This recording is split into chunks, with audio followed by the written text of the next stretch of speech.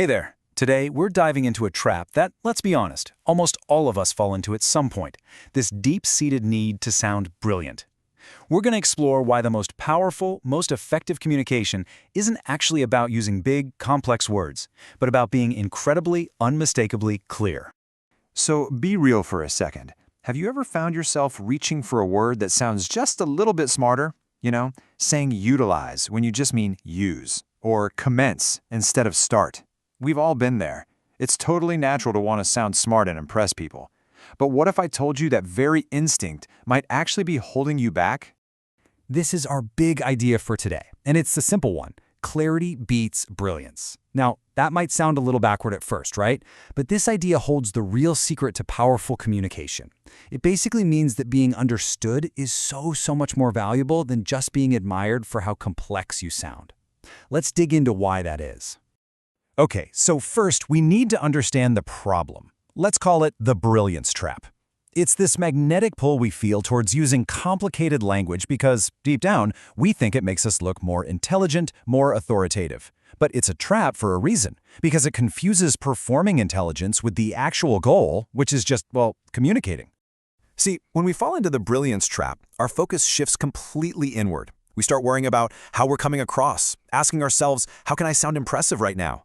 The real question we should be asking is focused outward. How can I make absolutely sure my audience gets what I'm saying? The second you prioritize sounding smart over being understood, you've already lost. So let's put these two ideas in the ring and let them go head-to-head.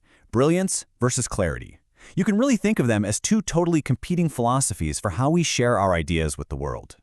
Just look at the difference here. The brilliance approach, it's all about me, me, me. The goal is to impress, the focus is on yourself, the tool is often jargon and fancy words, and what's the result? Usually just confusion. But the clarity approach, it's all about the audience. The goal is to connect, the focus is on them, the tool is simplicity, and the result is actual understanding. It's a huge shift from self-serving to audience-serving communication.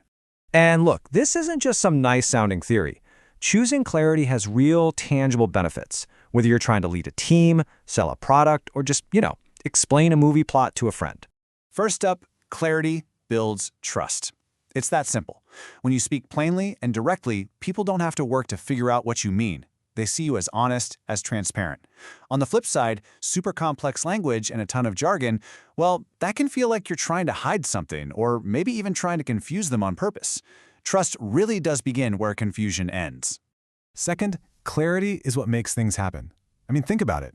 Nobody can act on something they don't understand.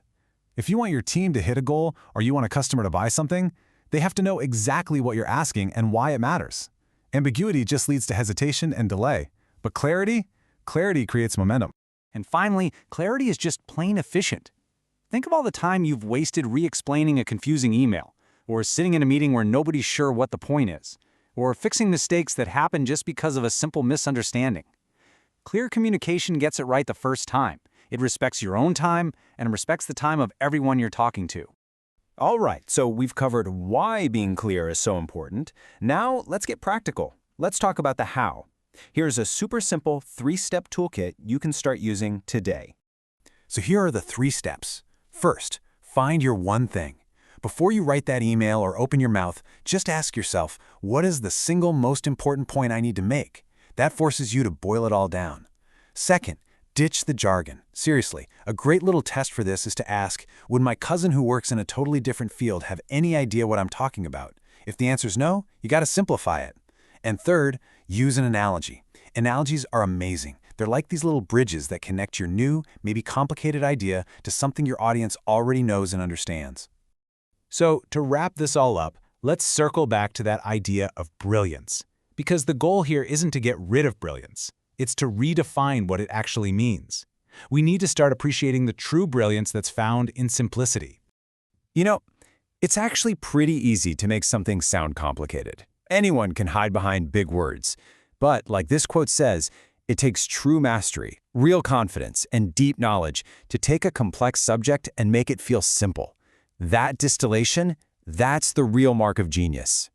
So remember this, the most brilliant people you know don't leave you feeling confused or dumb. They leave you feeling smarter because they've given you the gift of understanding.